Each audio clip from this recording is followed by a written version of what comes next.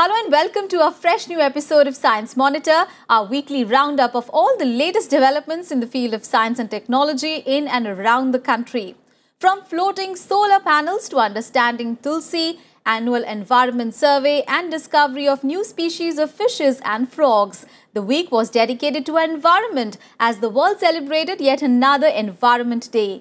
We'll bring you all the details, but first let's take a look at the headlines. Whole genome sequencing to demystify the healing powers of Tulsi. Floating solar panels now a reality in the country. TERI releases Annual Environment Survey 2015. Western Ghats home to new species of fishes and frogs, reveals study. And in our In Focus segment today, a glimpse of what transpired across the globe as the World Environment Day was celebrated on 5th of June. And now the news in detail. Tulsi is the wonder herb of all Indian households. Ancient Ayurvedic texts prescribe Tulsi as a remedy for numerous ailments ranging from mild cold and fever to serious cardiovascular disorders. But what makes Tulsi so unique and curative? Well, researchers believe that the answer lies hidden away in its genes. More in this report.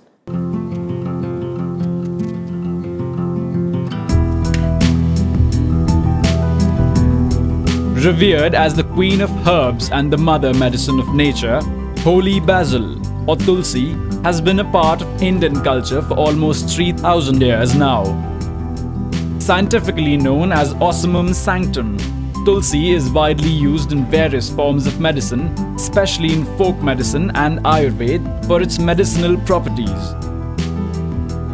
Now, in a major step towards understanding the therapeutic effects of Tulsi, CSIR, Central Institute of Medicinal and Aromatic Plants, Lucknow, has published the whole genome sequence of Tulsi in the journal BMC Genomics.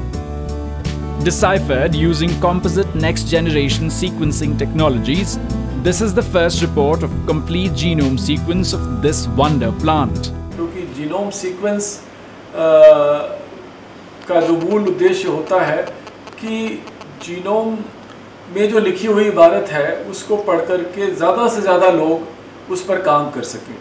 तो इसमें क्या होगा कि हमने जो एक sequence determine करके उसको पब्लिश किया है, उस सीक्वेंस को लेकर के बहुत सारे लोग अपने प्रेरित होंगे इस पर काम करने के लिए, क्योंकि एक आसान से उनको उपलब्ध है और महत्व का पौधा है। तो इससे क्या होगा कि ज़्यादा से ज़्यादा लोग इस पर काम करेंगे और तुलसी का महत्व, उसके औषधीय गुण, उसकी वैज्ञानिकता और अधिक से अधिक स्थापित हो सके। According to the results, Tulsi has the smallest nuclear genome in its family Lamiaceae and the smallest chloroplast genome in its order Lamiales. Researchers also found that Tulsi show evolutionary closeness to Salvia miltiorrhiza, a plant of Chinese system of traditional medicine. The availability of genome sequence now opens the possibility to identification of genes and pathways involved in the production of therapeutic molecules and their manufacture under laboratory conditions. देखिए, ये एक शुरुआत है। Genome sequence हुआ है। Genome sequence के बाद हम सारे मॉलिक्यूल्स को एनालाइज करेंगे, सारे जीन्स को एनालाइज करेंगे और उसको डेसिफर करेंगे और एक्चुअली प्लांट में क्या क्या मॉलिक्यूल्स हो सकते हैं और वो कैसे हेल्पफुल हो सकता है जनरल पब्लिक के लिए, दवाई के लिए। तो उसमें से कौन सा मॉलिक्यूल कौन सा दवाई में यूज हो सकते हैं। डेफिनेटली आगे चल के हम उसमें से कुछ ऐसे मॉलिक्यूल्स मिलेगा, हम उसको यूज कर सकते हैं अलग अलग दवाई के लिए। Holy basil or Tulsi, rich in many nutrients, phenylpropanoids, terpenoids and their derivatives, is traditionally used for curing several ailments like bronchitis, bronchial asthma, malaria, diarrhea, dysentery, skin diseases, arthritis, painful eye diseases, chronic fever, insect bite, etc. It has also been described to possess anti-cancer, anti-diabetic, antifungal, antimicrobial, cardioprotective, analgesic and many other properties. According to experts, the whole genome sequence will help understand the curative powers of tulsi further.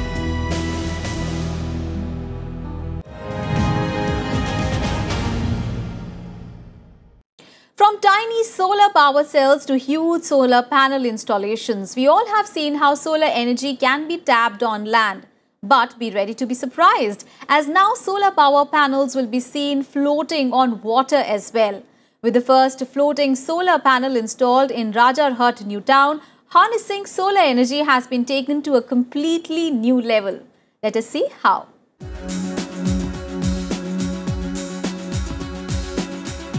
Sun is the source of energy, and as solar energy is clean and sustainable, efforts are on to harness this valuable resource. Solar installations are being used at many places to make the best use of solar energy and also to save the environment from unwanted pollution. Most of us have seen solar cells and solar installations on land, and now it's time for floating solar panels. Yes, India recently got its first floating solar power plant when the technology was launched in Rajarhat, New Town in West Bengal. The technology, which till now was available only in Japan and Australia, has been installed on a water body near Eco Park in New Town. The floating solar panel has been jointly set up by the Arka Ignore Community College of Renewable Energy, headed by solar power expert Dr. S.P. Gon Chaudhary and the New Town Kolkata Development Authority. The man behind the development of floating solar panels for India, Dr. S.P. Gon Chaudhary, is a renowned researcher known for his contributions to the field of solar PV off-grid projects. We have connected that power plant with the grid. It was commissioned in 2015, January 2015. Until then it is working very fine. Its generation is really more than the land-based generation. If we consider the yield of the power plant, that is the per kilowatt output, it is more. We have checked up the aqua life and other marine life. These are not disturbed. Rather the fishes, they take shelter under the solar power plant. It's a good thing, they get shadow. And one more interesting thing, we are also studying the evaporation level of the water, which is supposed to be decreased due to installation of the floating solar power plant, because it is like a blanket. And we are not covering the entire water body. We are covering only say 10 to 12% of the water body, which we have covered, and the plant is working fine. According to the experts, floating solar panels is a revolutionary step in harnessing solar power, as the unit installed on water bodies not only saves the requirement of land but also generates less carbon dioxide and 10 to 15% more power than solar cells on the dry land. The floating solar panel unit of New Town will generate 10 kilowatt solar power every day, which will be put into the grid through marine cables and used to light up several areas in Eco Park and its surroundings. The floating solar panels also prevent the excessive heating of solar cells during summer and evaporation from water bodies. The installation is expected to help the NKDA reduce its electricity bills up to 1 lakh per year. The country's first floating solar panel has been executed under the central government funding of Rs 40 lakh. The floating solar panels will help in making the battery-less solar streetlights a reality in the country.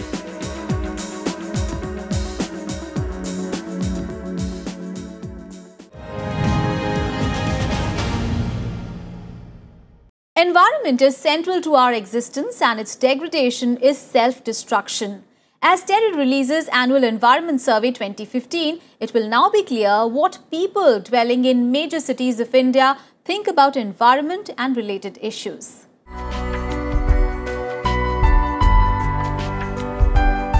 Environment, the major issue that haunts public and government alike today.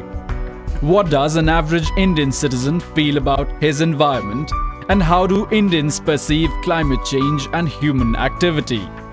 The TERI Environmental Survey 2015 that was released recently brings the answers. The Terry Environmental Survey 2015, compiled by the Energy and Resources Institute, find that 80% of respondents attribute climate change to human activity. The national report that has been compiled based on a survey of 7 river cities including Delhi, Dibrugarh, Jabalpur, Surat, Varanasi, Vijayawada and Cuttack. The survey included extensive face-to-face interviews of 15,145 citizens in these cities between December 2014 and February 2015. This year's survey had a sample size of 15,000 plus respondents. So to be exact, I think 15,145 was the sample size, 15,145. It was spread across 7 cities and they were all river cities. So we had Delhi, Dibrugarh, Cuttack, Surat, Varanasi, Vijayawada and Jabalpur. Perception of people on environment versus development trade-off is that environment and development can go hand in hand. So there are people who feel environment should be prioritized over development. Some people feel development should be prioritized over environment. But almost majority of the respondents in all cities except one, and if we look at the aggregate national level, as high as 59% of respondents feel that environment and development can go hand in hand and both should be looked at and not just one. At an aggregate level, majority of the respondents from all the survey cities combined felt that environmental indicators, air quality, drinking water quality, surface water quality and availability, tree cover, number of bird species and insects in the city, and waste management had worsened over the years. The citizens also felt that there has been no change in drinking water availability and groundwater quality and availability. It was also observed that while 80% of the respondents felt that temperature had increased and rainfall had decreased over the past 5 years, around 81% had perceived the occurrence of extreme events which they attribute to human activity and climate change. 78% of the respondents were optimistic about the success of Swachh Bharat Abhiyan in cleaning up rivers. The report, in essence, compiles the opinion of the common public and can go a long way in providing guidelines for implementing necessary environment policies.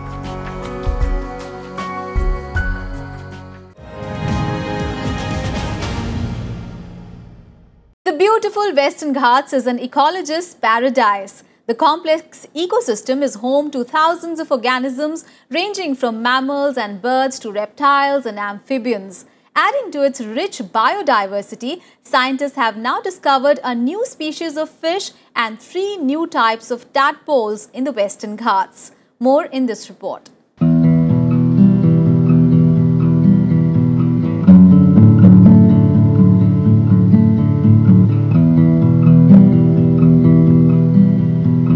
The 1600-kilometer stretch of Western Ghats, Sahyadri as it is popularly known, is home to a wide variety of flora and fauna. A UNESCO World Heritage Site, the intricate ecosystem of Western Ghats represents one of the 8 hottest hotspots of biological diversity in the world.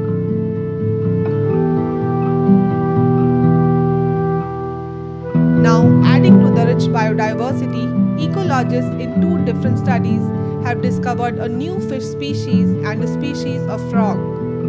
The fish species, which has been called Pethia striata, has been discovered by a group of researchers from the Ashoka Trust for Research in Ecology and the Environment under the leadership of Dr. V.M. Atkar.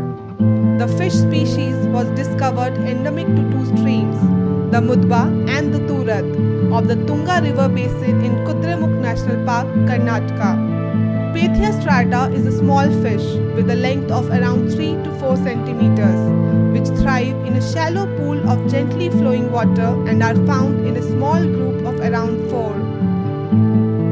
While the male is reddish in color and the female muted greenish grey, the species differ from existing species in several characteristics, including dark outer edges of scales. Recently I described a new fish. Now it is called a Kudremukh barb. Scientifically it is called as a Pethia striata. The fish is different in following ways. It has an oblique stripe body pattern. It has a complete lateral line with 20 to 21 pores, and it doesn't have a barbels. The male and females are very different in their colors. Male is typically a reddish, while female is greyish in color. But both male and female has a golden ring at its tail. In a similar study, researchers from ITRI, Gubbi Labs and Manipal University reported the discovery of a new species of frog last year in the narrow streams of Sharavati in central Western Ghats. They belong to the species of Nyctibectricus, meaning night frog. In addition to this, researchers have now for the first time described 3 tadpoles of Nyctibectricus frogs. Forests harbour many frog species that are exclusive to Western Ghats and are not found anywhere else in the world. We found out that morphologically many of the tadpoles look very similar, and when I discussed with my mentors, Dr. Gururaja and Dr. Ravikant, they said that maybe molecular techniques would help in better understanding the tadpoles.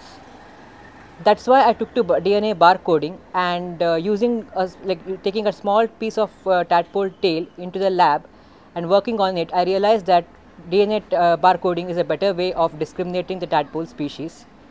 That's how I was able to describe 3 species of tadpoles of an endemic genus of Nyctibectricus from Western Ghats.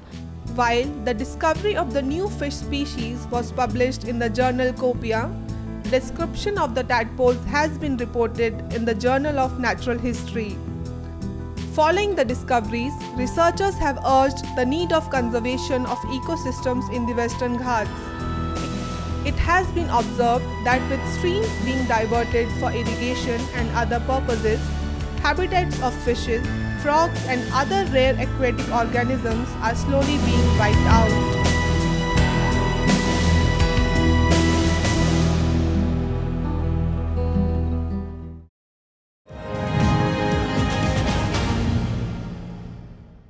And now it is time to take a short break. We'll be right back. Keep watching Science Monitor.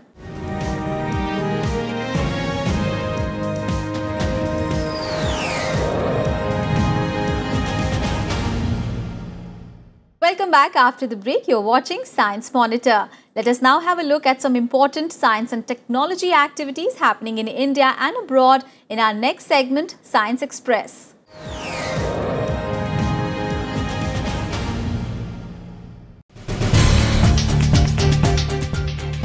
In a rare discovery, Edgar Nernberg, Canada's leading proponent of creationism, has discovered a unique fossil of fish.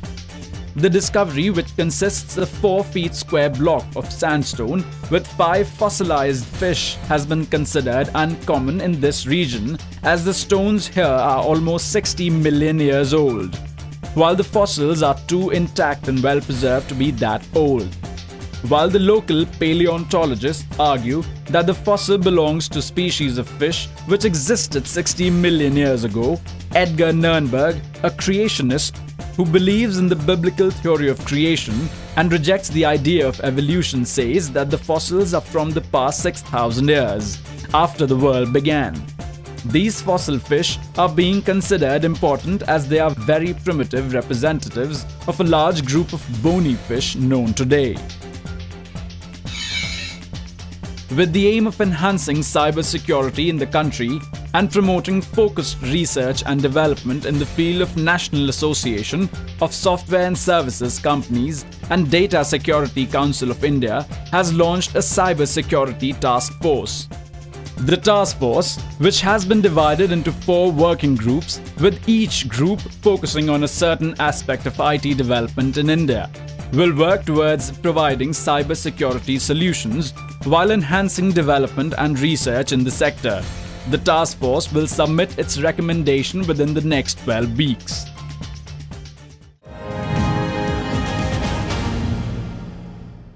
Earth, the only planet known to support life. With its perfect combination of elements and environment, Earth has acted as the cradle of life. But over the years, increasing demands of rising population has resulted in large-scale degradation of environment in multiple ways. We have but one home, and its protection is our preservation. This is what the World Environment Day this year reminded everyone, as we would see in our next segment, In Focus.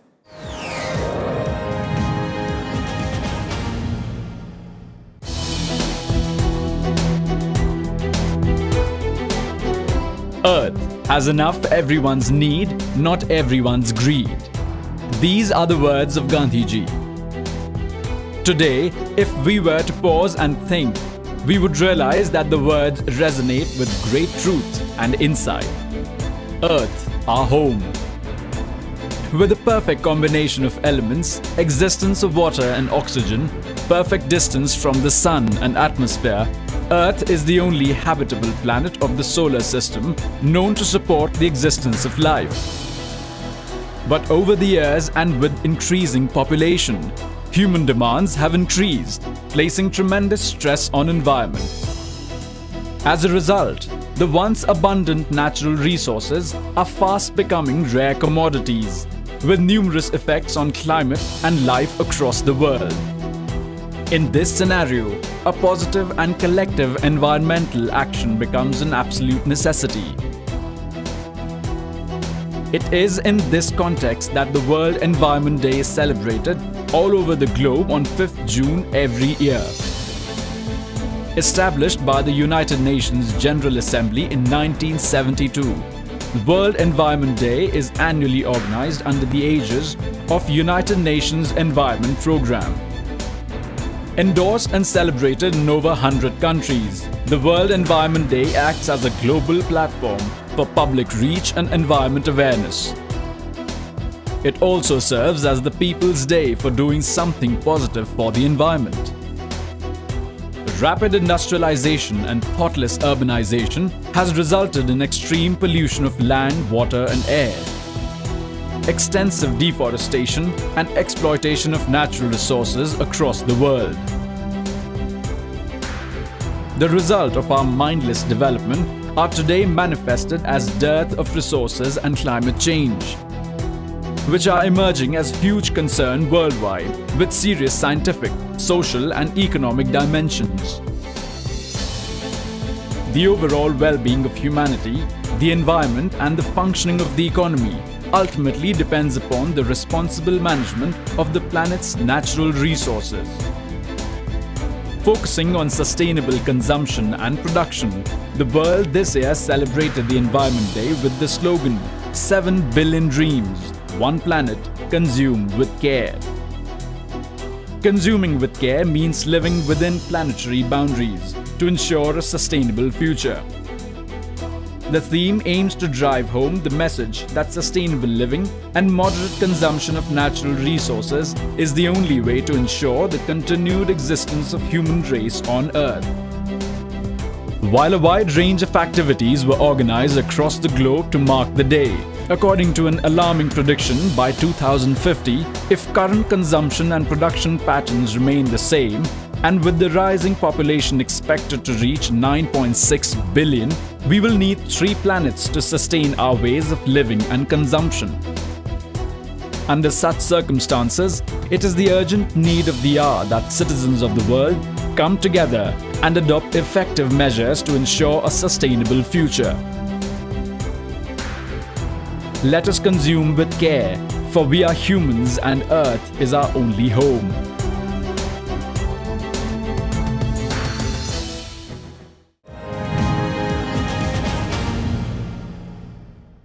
Well, that is all for this episode of Science Monitor. Do tell us how do you like our program. You can send your feedback and suggestions. Our email ID is news@vigyanprasar.gov.in. You can also write into us at Vigyan Prasar C24, Qutub Institutional Area, New Delhi 110016. Well, that is it from me and my team in this episode of Science Monitor. We'll be back next week, same time, same day, bringing you all the exciting stories on science and technology. Till then, bye-bye and keep watching Rajya Sabha TV.